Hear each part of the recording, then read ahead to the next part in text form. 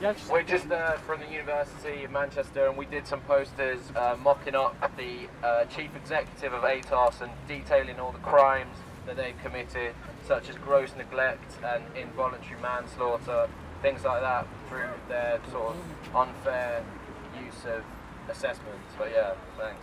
Yeah.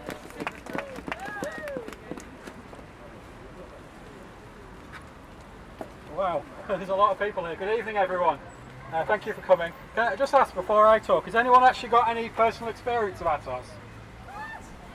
Is there anybody who wants to actually talk from personal experience? Because we'll talk far better than I will. No, you're all very lucky not to deal with them. ATOS, as you probably know, they're not a healthcare firm, they're an IT firm. And apparently, the government thinks that they're better at deciding who's fit for work than our GPs. The NHS, they all do a really good job. So 40% of people that ATOS find fit for work appeal. And if people go with a welfare rights advisor with them, 70% of those win their appeal. So they're doing an absolutely appalling job, and the number of appeals is actually blocking up the court system as well. More than half of the people they find fit for work, 55%, end up with no income and no job. This is a scheme that's ostensibly meant to get people back to work. It's doing the exact opposite. It's making people destitute. So we have, I think our plaque's gone up there, and what we said on the plaque there is that the number of people who die while appealing ATOS' decision is growing every single day. So that's what we've written on our plaque, and the next place we're going to move on to from here is up to Deansgate, and we're going to stop at Bella Italia. Okay, so if you all just want to follow me, we'll head up this way. No bus, no council tax. No risk, no bus, no council tax. No risk, no bus, no council tax. No risk, no bus, no council tax. Oh my God, it's all about their investment. All right, okay. It's a government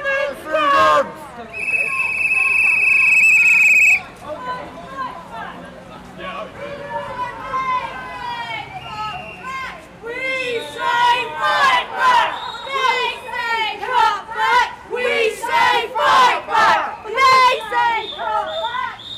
Bella Italia.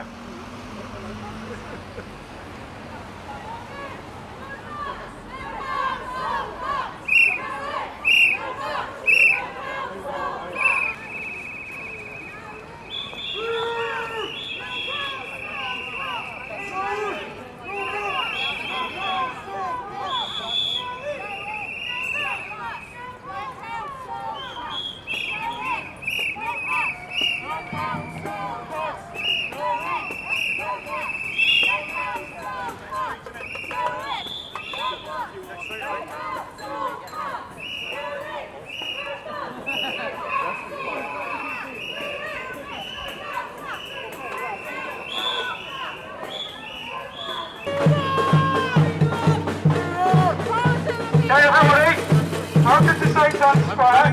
Who would have thought what a den of iniquity this place is? Over there we've got Office, another, also owned by Traeger's Group, who we talked about round the corner. They use the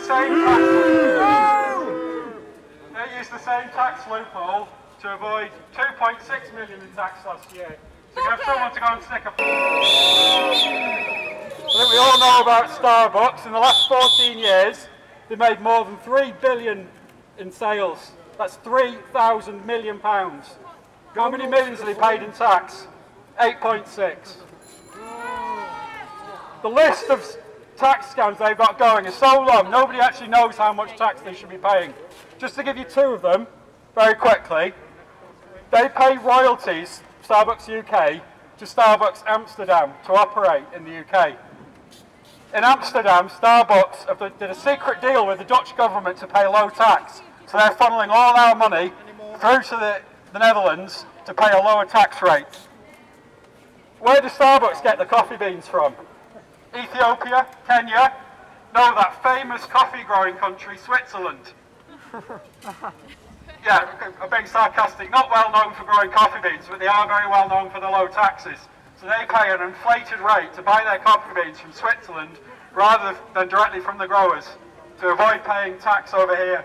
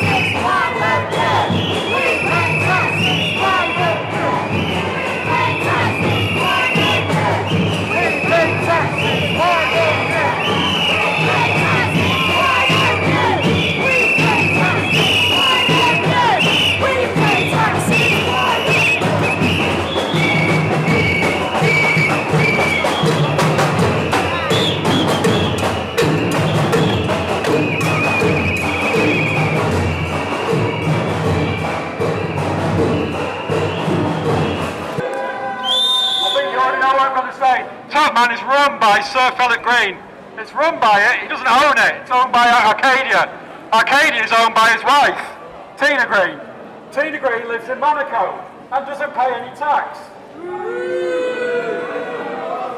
Sir Philip Green gets a salary from Arcadia, but he funnels that salary through tax havens and offshore accounts, and it ends up in his wife's bank account in Monaco, where he pays no tax.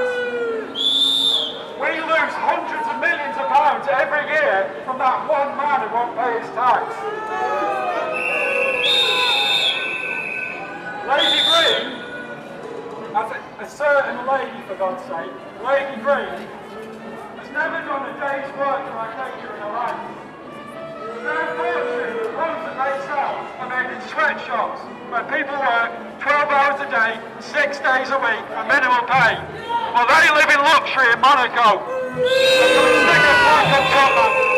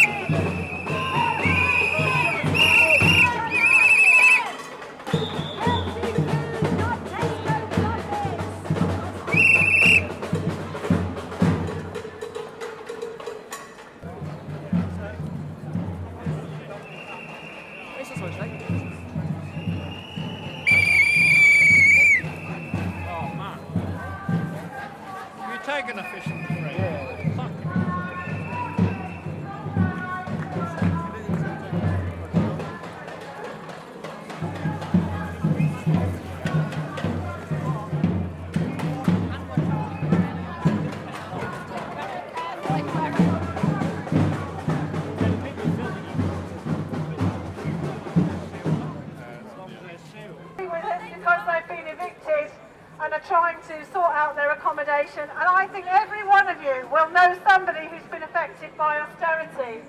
And the point of all this tonight, the People's Assembly is trying to bring everybody who is opposed to austerity together. We don't care what party, what your personal religious or any beliefs are, whether you're in a campaign, whether you're just an individual who screams at the telly.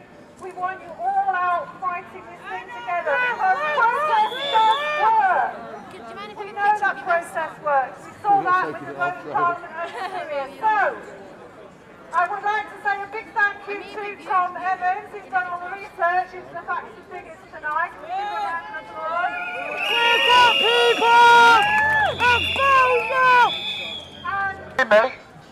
In Debenhams is Virgin Holidays. Virgin Holidays, as you all know, is run by Richard Branson, who also owns Virgin Care. Virgin Care run NHS services.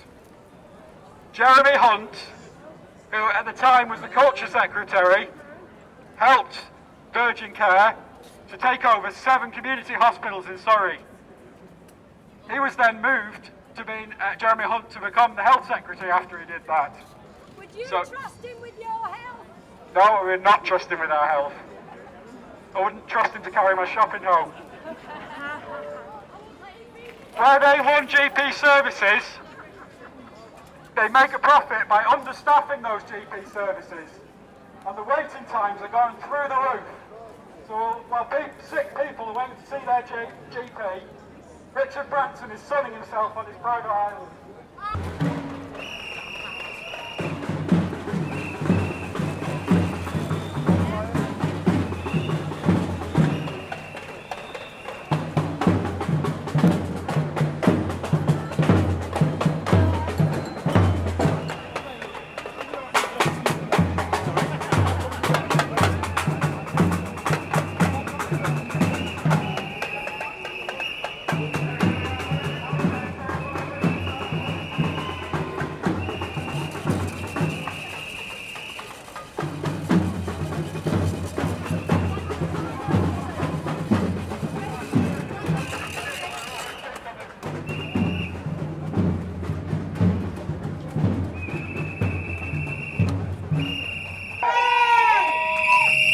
Thank you all for coming and enjoy the rest of your Bonfire night.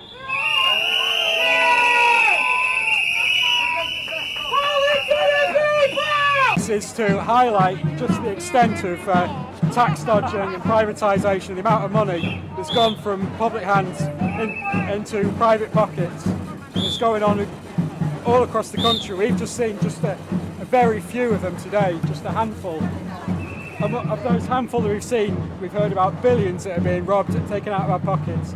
It just shows that there's absolutely no need for austerity, because all the money we need has been taken from us, from the taxpayers, and given to this just small handful of people.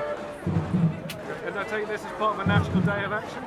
Yeah, this is part of the People's Assembly National Day of Civil Disobedience. There's events going on up and down the country. I believe, as we speak, they're blocking Westminster Bridge in London.